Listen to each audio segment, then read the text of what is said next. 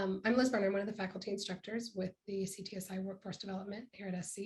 And we're really honored today to have a multi-institution team coming to speak to us.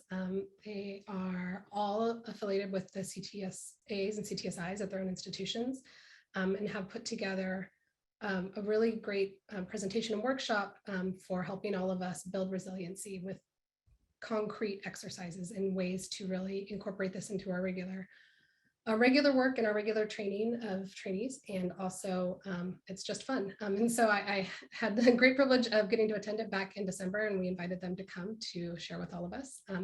And thank you so much, all of you, for joining us. Great. Thank you so much for having us. And I'm Miriam Bredella. I am a professor of radiology at Harvard Medical School and the PI of the KL2 program from Harvard Catalyst. And I also lead the CTSA working group on well-being and resiliency, which was tasked to create a well-being curriculum that can bring together our scholars from different hubs, not only to teach well-being skills, but also to foster community. And today we will talk a little bit about this planned curriculum and present you a session on well-being, which incorporates some parts of the curriculum, almost little teasers. And because this is a truly interactive and very fluent session, I would like to introduce all of our speakers now. Our keynote speaker is Dr. Elyse Park from the Massachusetts General Hospital, who is also a professor of psychiatry and medicine at Harvard Medical School and a nationally and internationally renowned expert on resilience. She will be supported by members of our well-being working group, Darshan Mehta from MGH, Tara Bautista from Yale, Gretchen Roman and from Miami, right? And Olga Brazhnik from NCATS. And we will end the session with a rock and roll moment. So make sure you stay until the end because it's really worth it. So without further ado, we have Darshan now who will lead us off with a mindfulness moment. Thank you, Miriam, introduction. And so we thought we would begin by just inviting all of you to feel comfortable in your chair or wherever you may be. And as you feel comfortable doing so, just allowing your eyes to gently close, or if you'd like, having a soft gaze towards a spot on the floor or desk in front of you. Letting your hands rest in your lap or on your knees.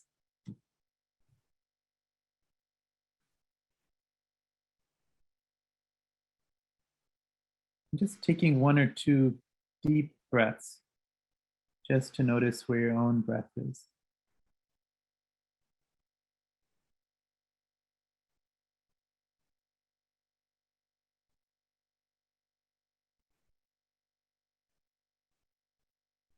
Noticing if there's any tension in your neck, your shoulders, your back, or your hips.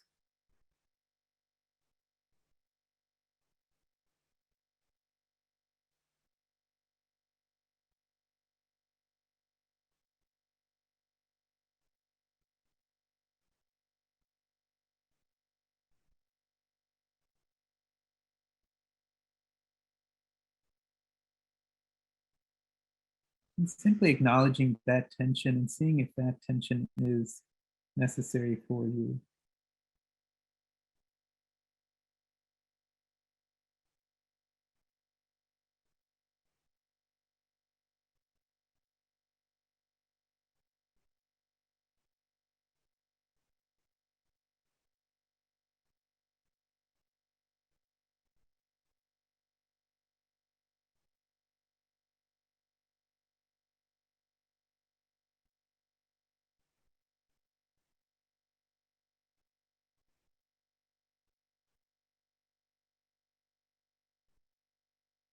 And bring your own awareness to a triangular region that is surrounded by the bridge of your nose, the edges of your nostrils and your upper lip.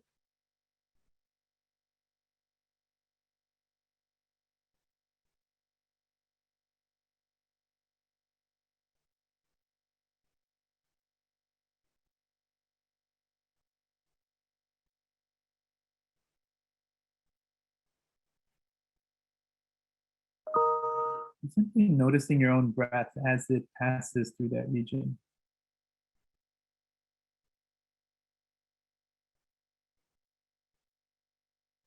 Perhaps it may be fast, it might be slow.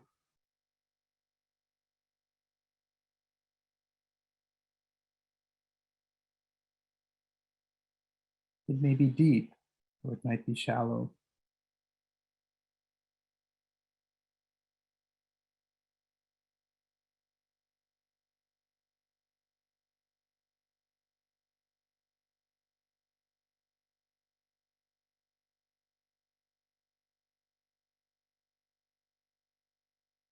Perhaps you may notice the gentle touch of your breath as it passes over your upper lip.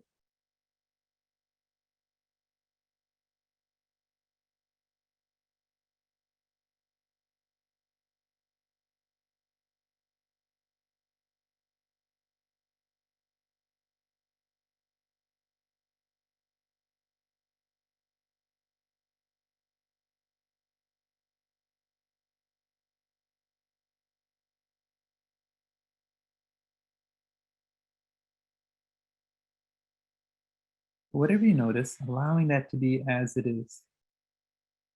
Not trying to change it in any way, but simply noticing it.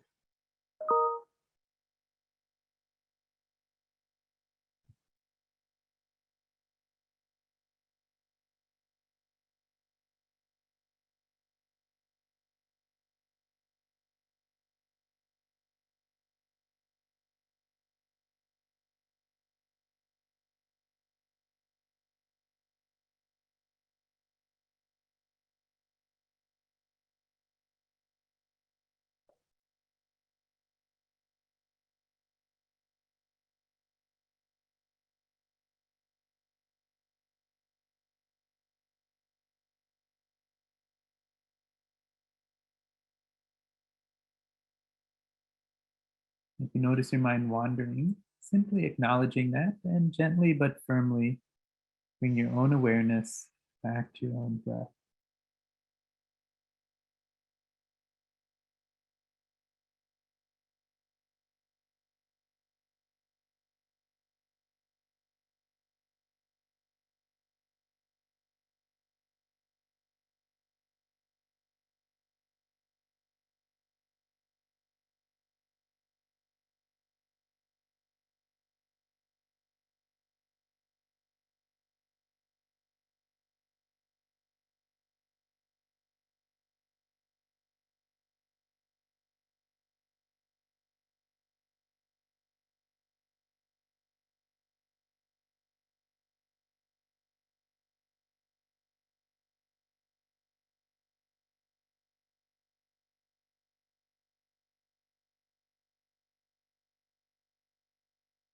And as you feel comfortable doing so, if you've closed your eyes, allowing your eyes to gently open, allowing the sounds and sensations of the environment around you to re-enter into your field of awareness.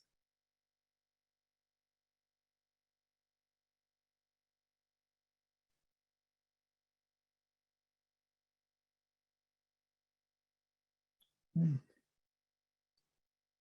Welcome back, everyone. Okay, I'll turn it back to you, Miriam. Thank you, Darshan. So do you want to talk about the concept of the well-being curriculum, and then we turn it over to Elyse? Sure, absolutely. Yeah, so I think, again, really wonderful to have all of you here today. I'm just going to share just to set some context in the ways in which we think, especially for trainees and researchers, and particularly, how do we think about well-being? And I think this first slide really illustrates, we have so many demands on our in our lives, and especially when we think about both on the personal side and on the professional side, there's the negative inputs, as you can see from this this diagram, including our own stressors, internal conflicts, there's time and energy demands. And then there's positive inputs, which includes psychosocial support, the social or healthy activities, mentorship, intellectual stimulation. I think, and I imagine these are also topics that you have covered over the course of your own professional career or just your development as you are advancing in your career. And ultimately, we have our own reserves, and then that's dependent on our personality and temperament factors. And so there are really two outcomes: either we burn out or resilient. And again, we're sort of oftentimes on that spectrum between burnout and resilience. And Elyse will talk in more detail about resiliency. But I think one of the things that we want, hopefully, come away with is that well-being, as in terms of what well-being is, it's really this balance. It's a dynamic concept. It's not a static notion of this balance between resources and challenges, and including our physical resources, our social resources, and our psychological and emotional resources. And there's a challenge in defining well-being as this sort of static concept, because it's not a thing like I'm now well and not, but we're always, it's a dynamic thing. As we advance professionally, that whole concept will also shift accordingly for each individual. So again, when we think about skills that we hope to, again, discuss with all of you, part of the things that we want you to feel is that these tools will actually be useful at subsequent stages in your professional and personal lives. And you can use them in different ways, because they may not, what may be true today may not necessarily be, may have changed over time. And that is based on your own lived experience, as well as knowledge and that you've gained along the way. So with that, I will pass it over to Elyse. Thank you very much, Darshan. I'm going to share our slides, and it's really a privilege to be with you all this late afternoon for you. And we're going to start. This is going to be participatory. We hope that maximizes learning. So we're going to talk about what resilience and resiliency means to us and how we think about it as it applies to our well-being and our work. But what would be great is if everyone could take a moment and just write in the chat. We're gonna look at into the chat itself. What resilience means to them. Can you all see the chat now? Can someone access the chat?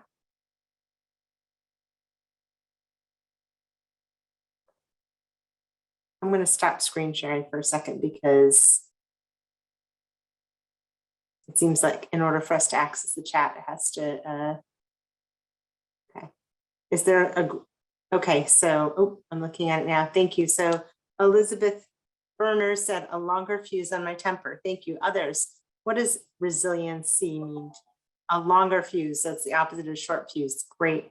Claire said the ability to bounce back from difficulties and challenges. Absolutely. And that's one thing. We actually have a program, some of our colleagues, for adolescents and young adult cancer survivors that we call Bounce Back. Ability to weather adversity. I love it. Just to get through it, to really to be able to sustain after with difficulties. Oh my gosh. Okay. These are going really quickly. Okay, continue with challenges after failures, right? That sense of endurance, feeling grounded and centered. So these are all very different, as you see. Some people are seeing it as part of a journey. Some people are seeing it as non-reactivity. Some people are actually describing states of being as grounded and centered, and being present in a day. Bounce back comes up a lot, really being able to turn around and to be able to sustain oneself. You can handle the stresses on your plate without depleting yourself. Okay, great. So, and that's Sagita said, thank you, Sagita. And the first, and a longer fuse was something that first came up with Elizabeth. So the sense of really, a sense of agency, a sense that you can handle despite things, that you have the ability. Personal elasticity. That sounds great. We always, when we teach stress, when we teach this course, we talk about elasticity and the concept of actually literally an analogy of a rubber band, that if there's not enough stress or challenges in one's life, the rubber band becomes flaccid.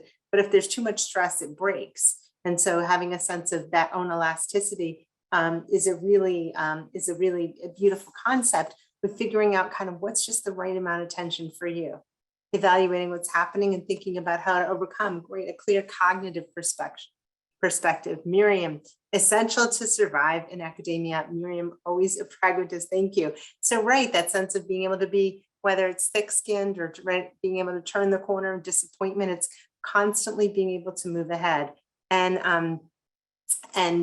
this came up with the next comment as well. Move forward despite challenges. Absolutely. It's not a resilient life is not one without challenges. Indeed, it's one where despite challenges, one can continue looking forward, looking ahead, being able to tolerate that characteristic of being able to be centered and present and tolerant each day. I love these day-to-day definitions as well. Growing from challenges, Olga put in, that's aligned with some of our work of post-traumatic growth, meaning how can you take a negative experience and learn from it and gain, and what are benefits of having negative experience. I think a lot of people talked about the pandemic in terms of silver lining. And then Darshan said, ability to feel joy amidst stress. So thank you. Those are all incredibly diverse definitions, and I think captures a lot of our work as individuals who want to really impart resiliency and our efforts to find it, to really impart a patient-centered approach or a person-centered approach, because as you saw, there are a wide variety of characteristics, perspectives, emotions of being that you all use to define resilience. So thank you very much. So with that, I'm going to give you our definition of what we kind of use, and someone had said bounce back. Thank you. The ability to adapt or bounce back in the face of stress and restore equilibrium. So what that means is be able to retain oneself even and despite and indeed throughout experiencing stress, and restore equilibrium. What's equilibrium? A state in which one can continue moving forward.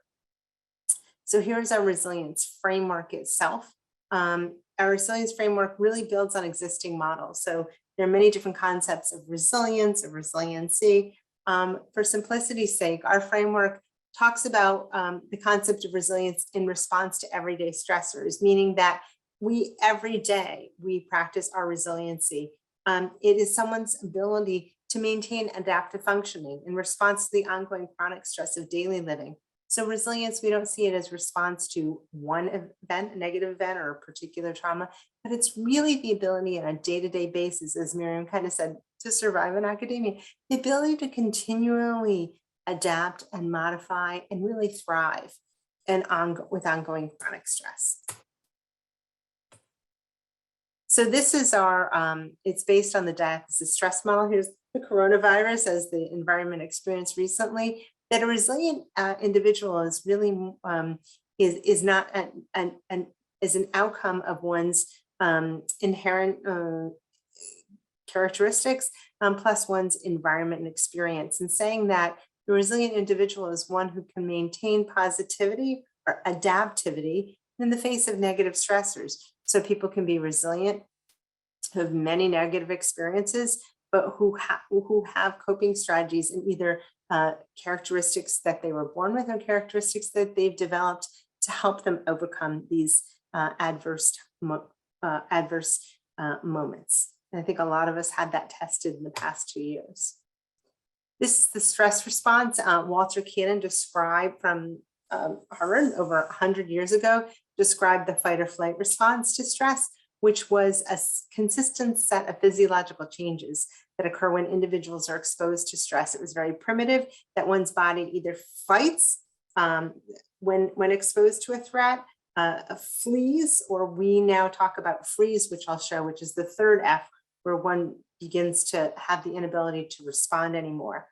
And the issue is that these primitive responses are immediate, and whether it's like being in a coffee line or driving on a day-to-day basis or experiencing a loss, we have this cascade of physiological changes that's automated. And the stress response is what happens, is what we're living in when we have that reaction to threat. This is our response, our natural response system. And when we teach this work, what I ask each of you to do today is to think about how you respond to stress and when you pick different stress responses. So it's not unilateral. Folks express the stress response in different ways to different stressors. So allostatic load is the term for really the wear and tear from chronic stress, from repeated sustained cycles of stress when one's fighting, fleeing, or freezing. And when it's unremitting and unconditioned, it leads to chronic stress. And then our bodies work overtime and we just live in the stress response. I think a lot of us have gone through periods in our life when we were living in the stress response. And the question is, how do you identify it? When do you accept that it's okay to be in the stress response? And how, when you identify it, do you decide you really want to look for more what we call allostasis, which is the balance? So this is one's normal arousal reaction. When we're feeling more balanced, a stressor happens, we react. That's the blue line below. And then we have a period of downtime, and then we react again when a stressor occurs, and that continues. And that's what I was talking about, is that kind of that rubber band where it's being stretched a bit, as it's going, it's kind of coming in and out, and there's stressors and we're coping with it. The allostatic load is above, when what happens is when we never return to normal functioning, when we're continually increasing our responses, our baseline never gets down to a healthy level of allostasis, but we continue being hypervigilant or being hyperfrozen or and not being able to adapt when stressors occur. So these are the different types of maladaptive expressions of the stress response. This is the normal physiological response. The activity happens and recovery occurs. And this is from neuroscientist Bruce McEwen's work at NYU from the past. These are repeated hits where this is like the 0 to 60 expression, where stress happens, someone has an extreme reaction, goes down. Okay, and this is when they're in chronic stress overload and they're just shooting from the hip. This is the prolonged response, physiological response. The stress happens and one's kind of always at a level of exhaustion and of high reactivity. And then this is the inadequate response. This looks a little like depression, that people just stop responding. This is the first time I'm presenting this post Dr. Benson's death. Dr. Benson was a cardiologist, just an incredible icon in the field of mind-body medicine. For those of you who recognize the red book on the upper left-hand corner, he coined the term the relaxation response, which was physiological state counter to the stress response. And the institute that we work at, the Benson Henry Institute, that this work has emerged from, was really built on the decades and decades of his work and of his really of his legend. So this, very simply put, the body's response to stress, we have an upward regulation of different physiological systems, from adrenaline to one's memory and concentration. And when one learns to be in the relaxation response by purposefully eliciting the counter response to the stress response, we have a downregulation of these physiological mechanisms.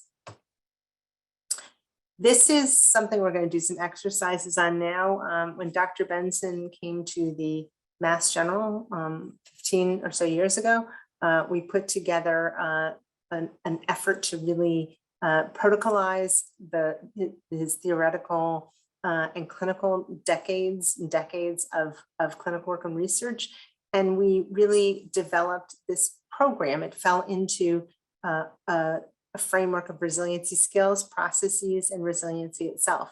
And the skills were the relaxation response elicitation techniques, a combination of cognitive behavioral therapy techniques to raise stress awareness, and of positive psychology. It was also based on post-traumatic growth to be able to proactively buffer stress.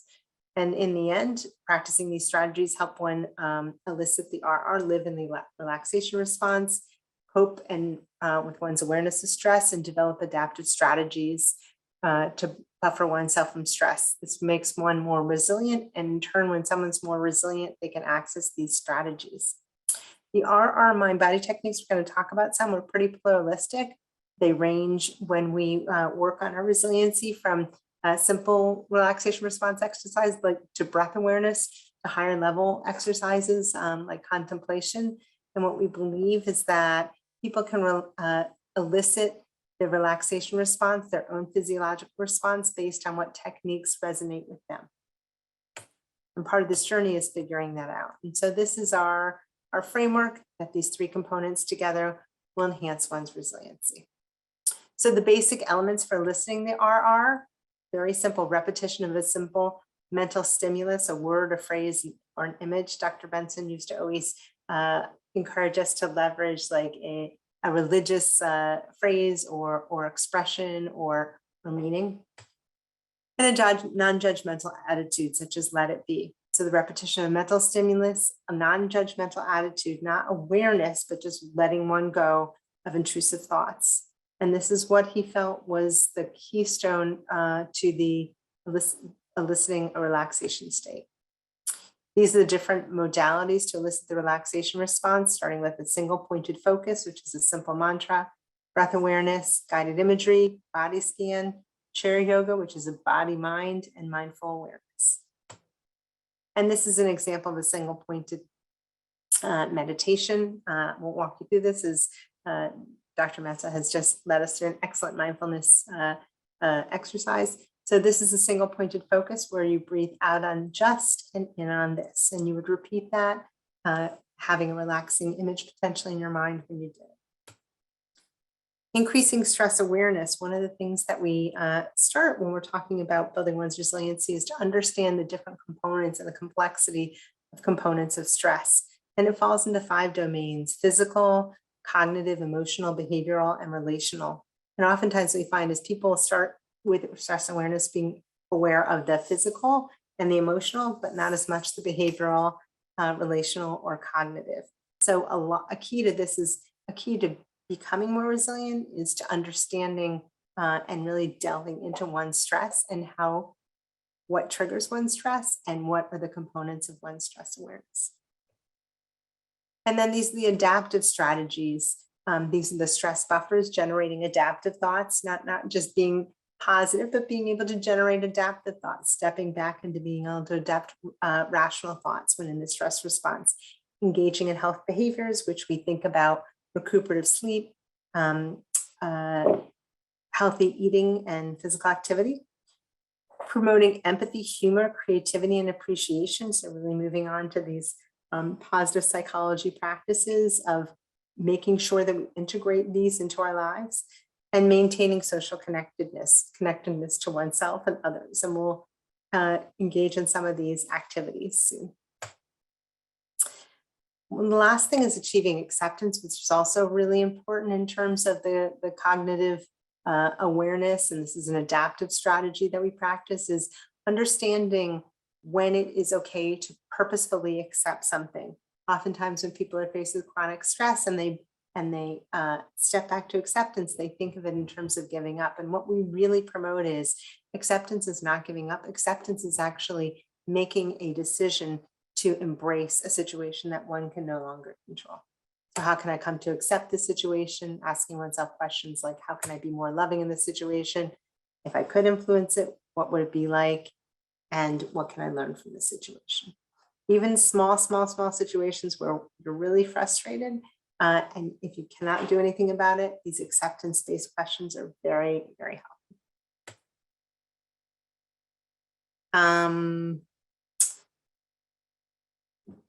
And the last thing we're going to do, I think we're going to actually, okay, I'll go back to we're going to do a social support exercise soon. So I'm going to prep you for that. There are 5 different types of social support. Oftentimes when people get asked if they have social support, they think about their emotional support, being loved and understood, but there's actually many different types of support, particularly for when we're working with medical patients. We talk about informational support. You might have the emotional support, but you have a place to go when you need information.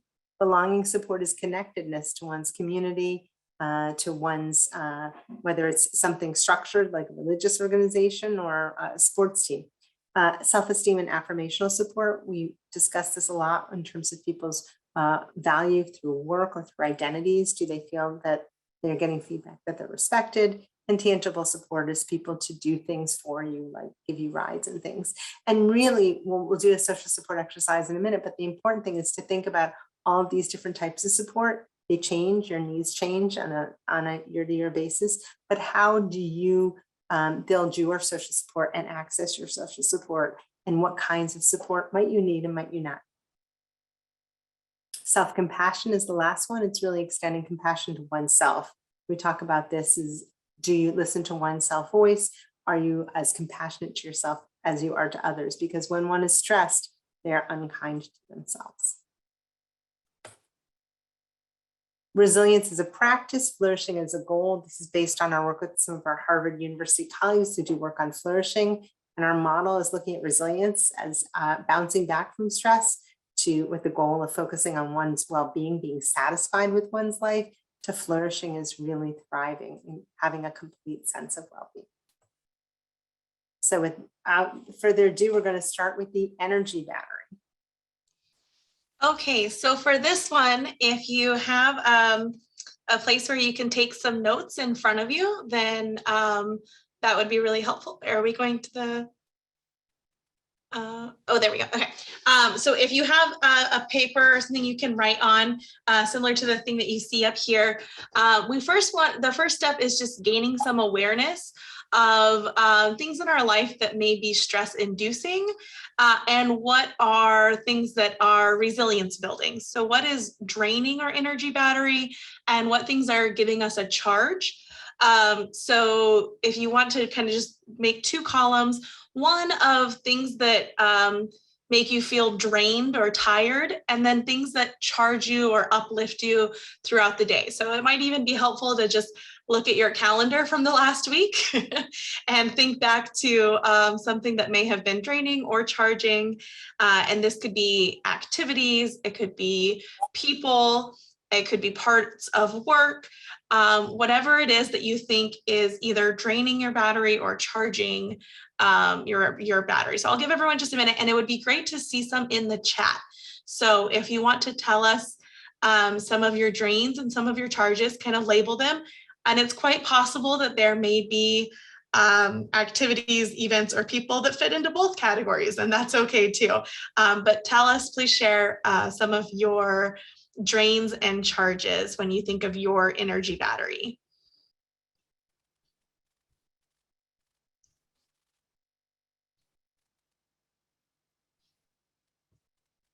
I'll give everyone a second to write those down, and then also add them to the chat, and then we'll talk about it a little bit more as they start coming in.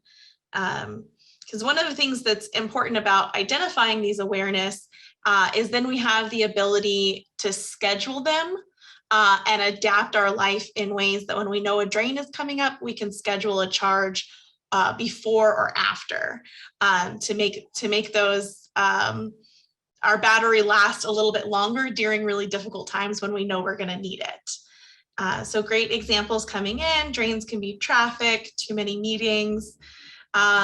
Children can be drains and charges. Oh yeah, teenagers for sure.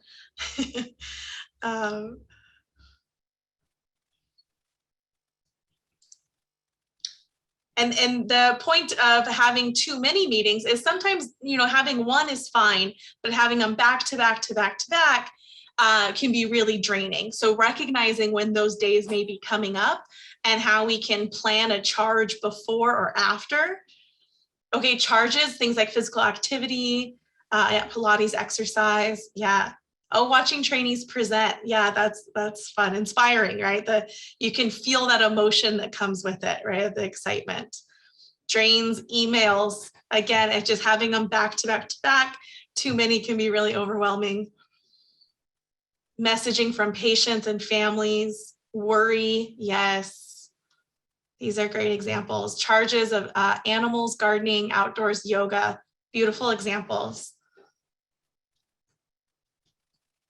Yeah, emails are coming through quite a bit, meetings, quite a bit of drains. So it's good that you recognize those. Yeah, having really long days. Charges, going outdoors, a lot of outdoors. A lot of physical activity, great. Yeah, kind of as we mentioned, and having a healthy, well-balanced life of sleep, of body movement, of fueling our body with nutritious foods. All of these things can make us feel more charged and ready, prepared to handle the drains when they come. And that we recognize we can't always just cut out the drains, right? That the things that drain our batteries are part of life and they can be necessities that we have to work within. So how can we schedule some of these charges around so that we're prepared and ready to handle those?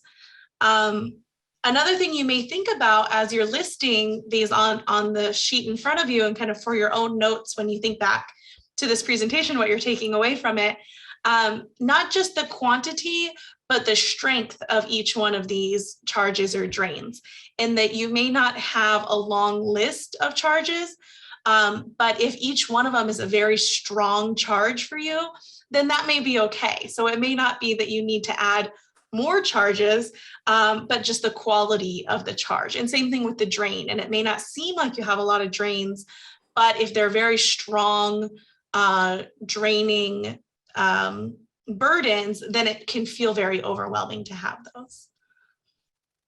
Yeah. Oh, so someone's mentioning COVID. Yes. So going back to post-COVID work environments. So we recognize there's been a lot of drains in the last 2 years, and now we're kind of supposed to just bounce back and be ready to move forward. But we may need a little bit more time to recharge before we jump back in to the rest of our lives.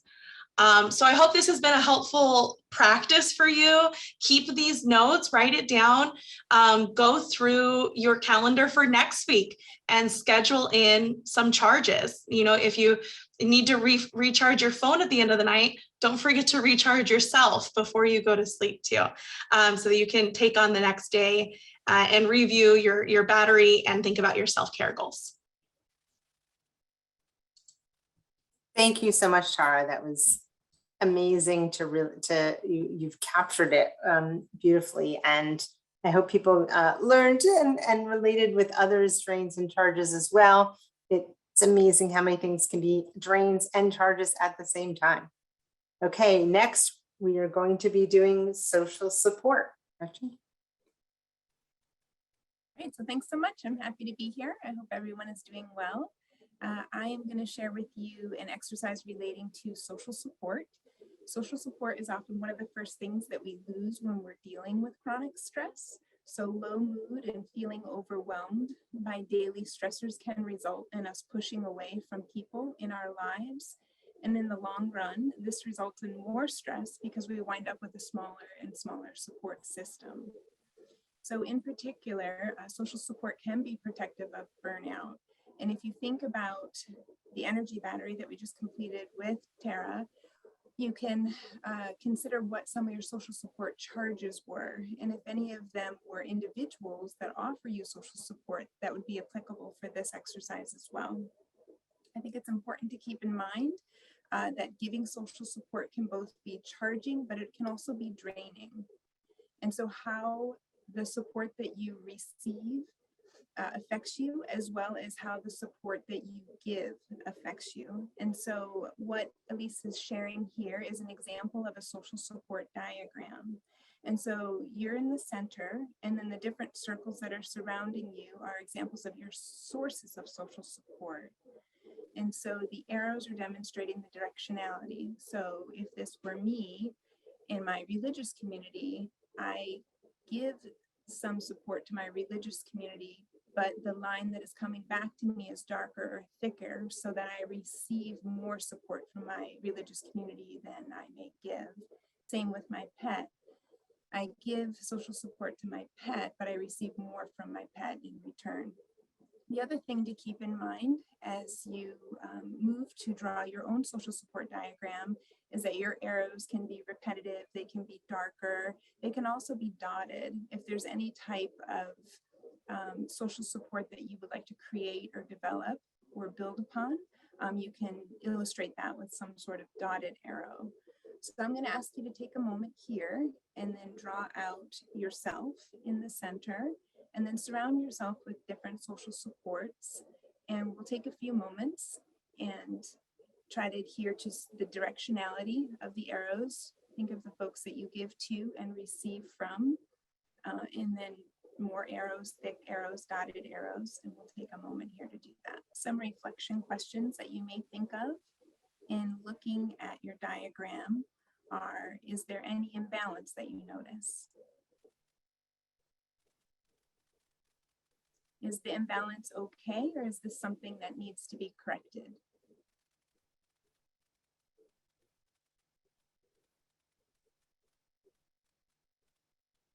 Also, is there something that needs to shift, or are you utilizing all your means of support in the best way?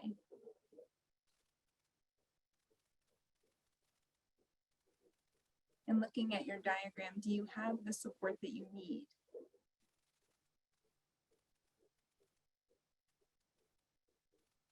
If so, or if not, what is the support that you need?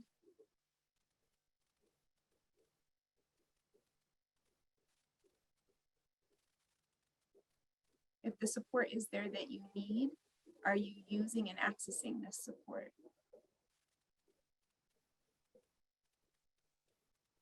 If there's any support that's lacking, what kind of support do you want to build?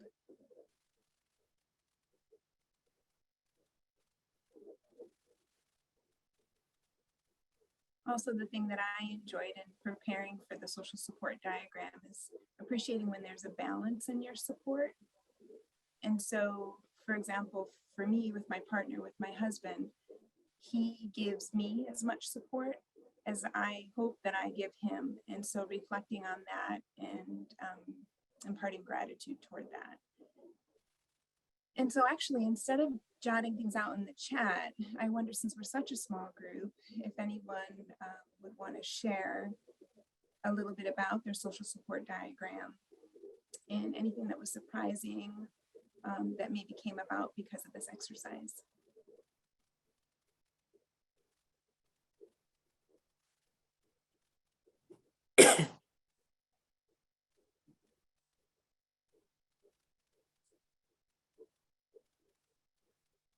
Did anyone, one thing that's important to notice is when there are imbalances, as Gretchen said, and sometimes those are okay, like oftentimes people will have thicker arrows heading out to like elderly parents and thinner arrows coming back, but they know that's an imbalance, but they accept that. That's where the acceptance comes in, but then they need to be getting support somewhere else to kind of balance that out for themselves.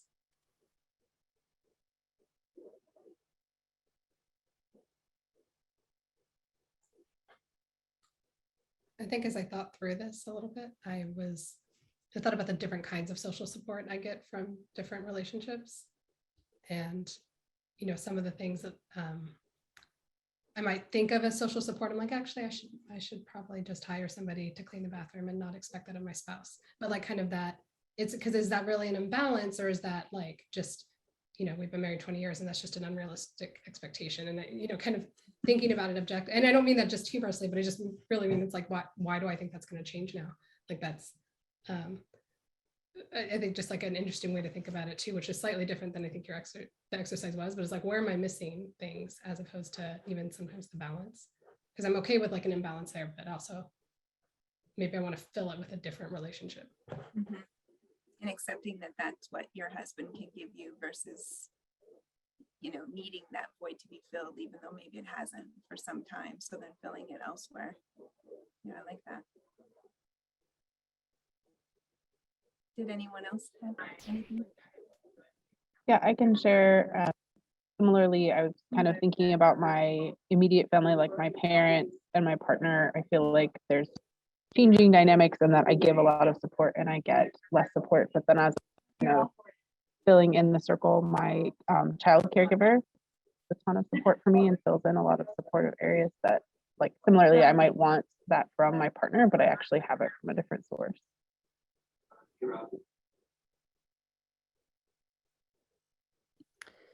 I think for me, one thing is that I just am realizing with COVID, I feel like the pre-COVID, I had a lot more kind of arrows both ways for friendship. And I feel like that's really kind of slipped off. I still have friends that I see, but in terms of actually providing kind of more tangible support, I think it's a lot less than it used to be. That reminds me of something. I recently did some focus groups with sign language interpreters who were really overworking before COVID. And they realized because they weren't getting the same fulfillment from those professional contexts anymore with COVID, working more in isolation, they invested more time in their personal relationships. So what they were getting from their professional life, they weren't getting as much during COVID, and that helped them to renew some of their professional relationships. Okay, if anybody else would like to share, otherwise I'm happy to turn it back over to you, Elyse.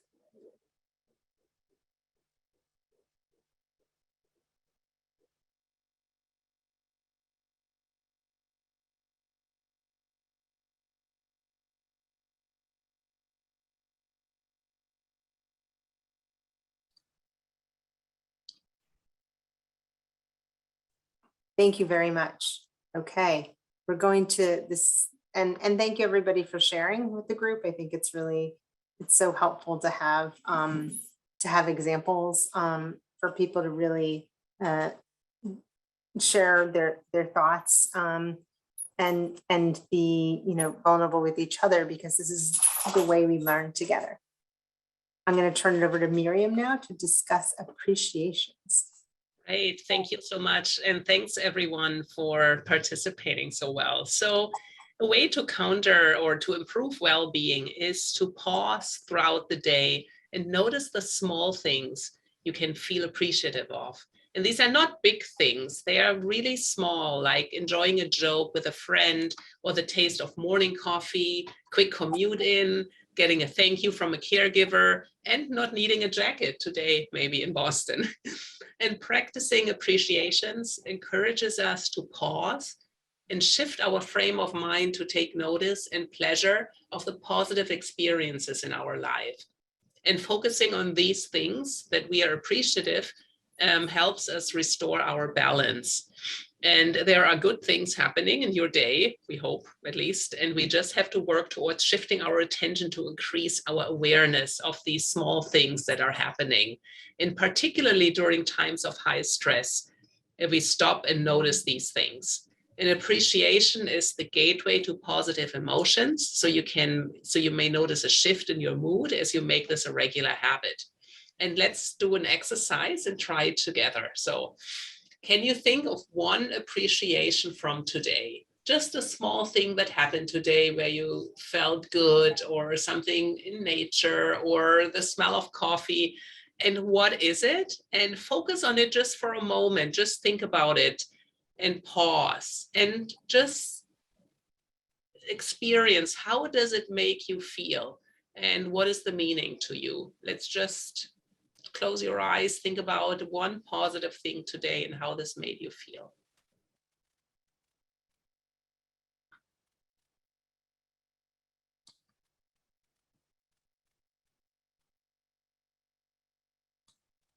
And because we are a small group, if someone wants to share their experience, please unmute yourself. It's really so we can, there is something positive. I'm curious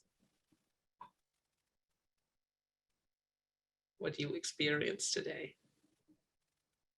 I just have to say, I came in this morning and the elevator was open and I just snuck in. That was like my highlight. Sometimes I wait like 5 minutes, these big elevators, and today it was open. I could just walk in. I was like, yay, it's going to be a good day.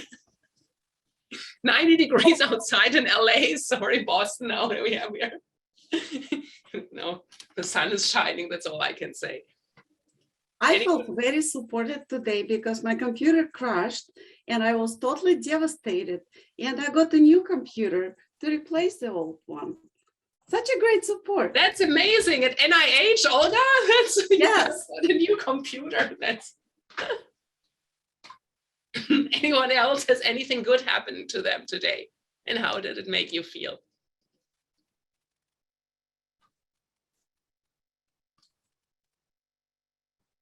Oh, and someone must have had some good thing happen to them. I can share another little anecdote. So my daughter and my cat are both sick, so I woke up feeling pretty And then I was kind of rushing around to get, it was a really beautiful sunrise out this morning. So I spent like a few minutes out on the porch before kind of rushing to the car. So that was a nice moment. Right. That's amazing. This is exactly like these small, even if it's 5 minutes that you have to yourself, it's a nice morning, that's all. And if you can appreciate it, then you really slowly shift your mindset and try to notice the good things rather than focusing on the stressful things or the bad things. So it's really important to draw meaning from these appreciations. They literally remind us of what is important in our lives. And when you write down appreciations, pause to review and experience each one, and also think about its meaning. And during difficult times, it's really helpful to have reminders about what is truly important. And appreciations reflect these, and they can be relationships, hopefulness, pleasurable experience, and many more. So elicit your senses, pleasant smells, tastes, sights, physical sensations, and sounds. And to practice appreciations, you can write down appreciations down in as much detail as possible. You can focus on the content and reflect on the meaning of what you wrote. You can think about appreciations for yourself, others, and the world, and then use all of your senses to relive each appreciation and notice any positive emotions that may come up until you feel the positive emotion. And this can take up to 30 seconds. So thank you. Back to you, Elyse. Thank you very much. Awesome. You guys are like, I'm trying, I'm sorry. Can you, I'm gonna try to screen share. And excellent. Thank you, Miriam. These were like, I was writing down some appreciations. I was thinking throughout the day as you were going through those, coffee, or the fact that my dog is well behaved during this lecture. Appreciations also can use humor, which is really helpful.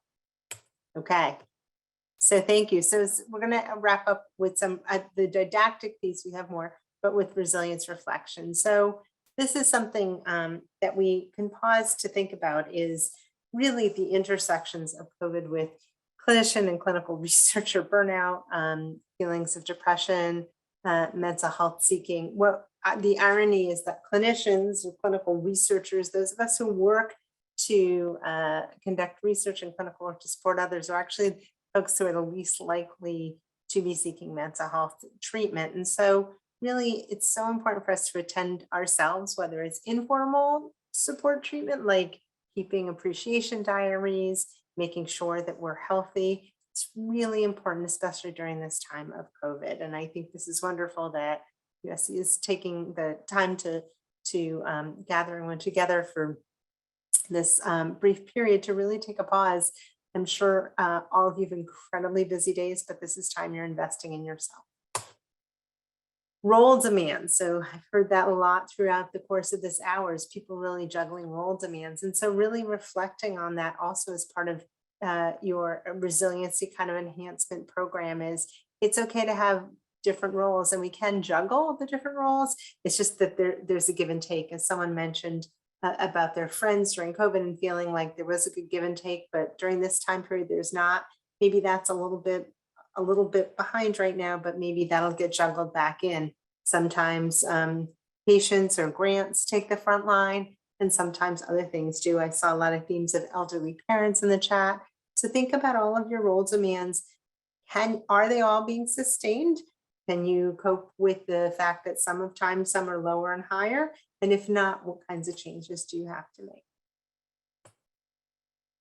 This is work that we did recently. We did a program in the pandemic launch where we adapted this program for individuals who are frontline clinicians at the Mass General Brigham system during COVID, and really spent and Dr. Mehta and I were facilitators in some of these groups. We work with clinicians and physicians and nurses and social workers and clergy and physical therapists, and it was really lovely as they got together in groups and kind of focused and gave this time to themselves. We would do them for 2 hours a week for 4 weeks, and there's an article we published about it. People want to think a little bit more about these skills and the impact, and really talks about the outcomes and the challenges. These are we asked qualitatively about the challenges of the pandemic, and just to think for yourselves too. And we're coming out of this period, but gosh, it's not, we're not out of the clear yet. And these are the domains and the themes of concerns that came up at the beginning of the pandemic. And I think a lot of them are sustained now. Concerns. So think for yourself, what concerns might you have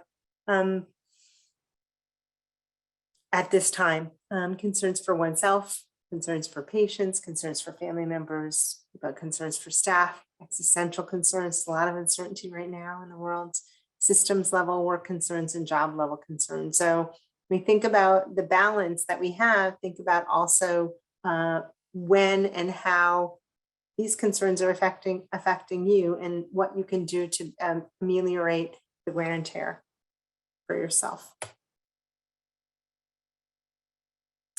Minis are something that we also teach. So I wanted to just give a plug for. They can last as 1 to 2 breaths or 5 to 10 minutes. People don't have time to do contemplation or relaxation exercises for a long time in the morning or in the pairing these minis throughout the day or in the morning when they wake up or just when they go down to bed. Pair it with behaviors like toothbrushing, put visual cues up. Some people throw blue dots, and just make sure that you're taking those pauses because they could be very, very powerful. Think of one's imagery for success in the end. What does success mean to you in terms of being more resilient? What is your image for yourself, and how do you work toward achieving that resilient success? And then, oops, that's me. That's something I guess this is a recording. This is from a group participant from the groups that we did in the spring, and I thought it was very beautiful, where she looked at all of this resiliency work she was doing and just said when she sat down to focus on it, she would just say to herself, this is my moment. And then close with a quote from Viktor Frankl: when we are no longer able to change a situation, we are challenged to change ourselves. I hope that this hour, and so we've spent with each other as part of that, this time for reflection for us to all think about how we can do that for ourselves.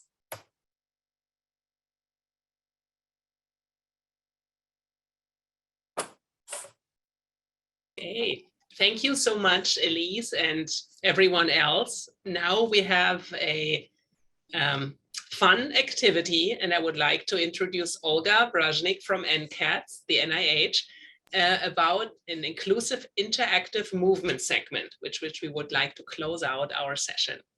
Olga, take it away. Thank you so much, Miriam. Is everybody able to hear me okay? Yes. Yes. Okay, fantastic. So welcome to interactive inclusive movement, which is also known as participatory dance. Some people get scared when I say dancing, but I invite you just to move. You can call it dance or whatever. Dance has many benefits for health and well-being. For millennia, our ancestors danced to celebrate victories, to heal trauma, to solve challenges, just for no reason at all. And recently, many benefits of dances have been rediscovered through the Sound Health Initiative launched by the former NIH director, Dr. Francis Collins.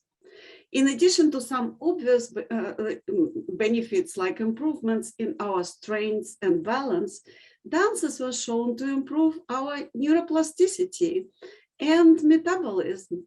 They help with depression, improve mood, cognition, and quality of life in healthy older adults and individuals with Parkinson's disease. Of course, everybody benefits from dances, but these two groups got specific attention and were studied in depth. So moving together develops our empathy toward each other. And I just want to pause here and say that regarding of the health of individuals, we really need health for the planet, for the world. And empathy is really helpful in building peaceful and sustainable future. So every move we make in life is a dance move. let's try to move together without music first. So something very simple, since you all in graduate school or beyond, since you're all scientists, you know how to open a book, right? We take a book, we open it, we close it, we open, close it. So this could be a book like this, but it could be a small book. You can open it like this, or you can open it like this. Or maybe you're reading some really large book, so you can open it like this, and close it, and open, and close it. And let's do another move. I really like this one. So you open a fridge and get your favorite ice cream cone. Do you like pistachio or chocolate? You can have both. Open it again and get another one. They are calorie free and all of them improve our neuroplasticity. Open, get one, open, get one. You can eat it too. So here is a challenging assignment for you. How do you feel if your grant application is not funded? Like so, like this, or like this. That's also acceptable because shaking actually helps with our nervous system. Or how do you feel if you got your first notice of grant award? Fully funded, yes, yes, yes. So you're all absolutely fabulous dancers. So the way we are going to do this, we'll have some music, and Miriam is in charge of picking people and placing them on the main screen. So the person on the main screen, I'll be first person on the main screen to show you how it will be done, shows us a move. Anything simple. You can wave your hands, you can clap your hands, you can do whatever move. Everybody else follows that move. So I will start with a very simple move, which is windshield wipers. You know, we have rain in DC today, so that's how it was on my car, in my car, windshield wipers. And then we move to another one. And if you see yourself on the main screen, know that everybody is following you. You are the leader. We trust you. All right, music. Music, Karen, thank you.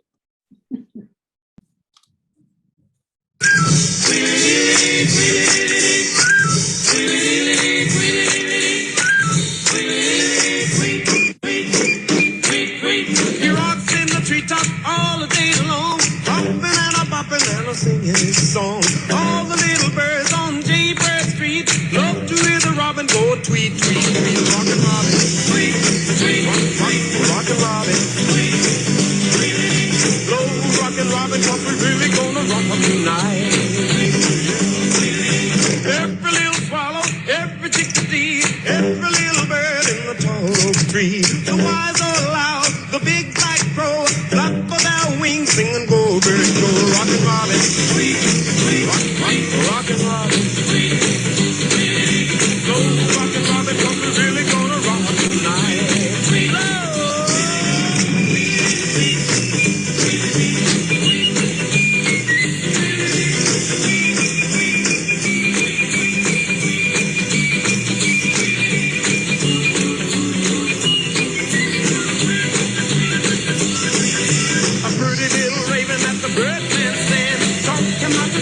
And it was grand. They started going steady and bless my soul. He out popped the buzzard and the Oreo. He rocks in the treetop all the day long, hopping and a popping and a singing its song. All the little birds on Jaybird Street love to hear the robin go tweet, tweet, tweet. Rockin' Robin, tweet, tweet, rockin' Robin, tweet, tweet. Slow rockin' Robin, 'cause we're really gonna rock 'em tonight. Well, the pretty little raven at the bird taught him how to do the pop, and it was grand. They started going steady and bless my soul. He out popped the buzzard and the Oreo. He rocks in the treetop all the day long, hopping and a bopping and a singing his song. All the little birds on Jaybird Street love to hear the robin go tweet, tweet, tweet. Rockin' Robin, tweet, tweet, rockin' Robin, tweet, tweet. Slow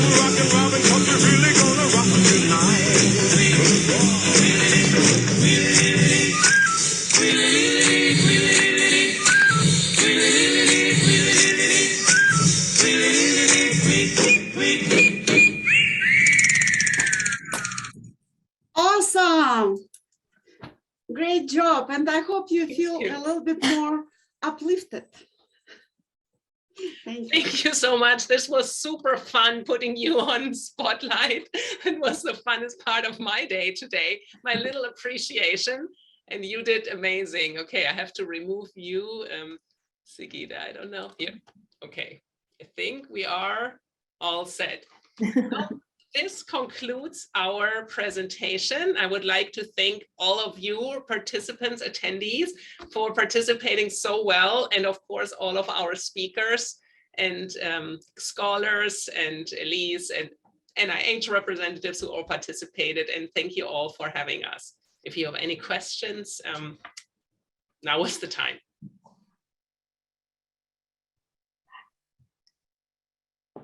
I just want to, hi everyone, I'm Cecilia. I'm the lead of the KL2 program here at USC. I just want to thank all of you for coming today. I want to, when you asked us what we were grateful for, I wanted to, but I didn't. I wanted to say I was really grateful for Liz Berner, who came and she interacted with you, and she came while I was in class and doing other things. So also wanted to thank her in front of all of you. And it was a delightful, meaningful, and I think we will be able to take this and incorporate it into what we do on our day-to-day basis here at USC. So thank you. Thank you. And I'm very grateful. I saw for 5 minutes that Carolyn Meltzer joined this session. She is your new dean, and she's an old friend of mine. She's a radiologist like me, and I emailed her at the beginning, and I thought she will not be able to come, and she came for 5 minutes. So I'm grateful for that. So really great. I think I have a question, because I see how a lot of these activities could be incorporated into both teaching and maybe a class session, but also potentially like into our own lab meetings that we might have with, our trainees. Has anybody made it like a practice, like this is part of their standard weekly meeting with their team, or anything like that? Like, how do you kind of norm some of the dancing and things that like might take people a little bit of time to warm up to? I will speak a little bit.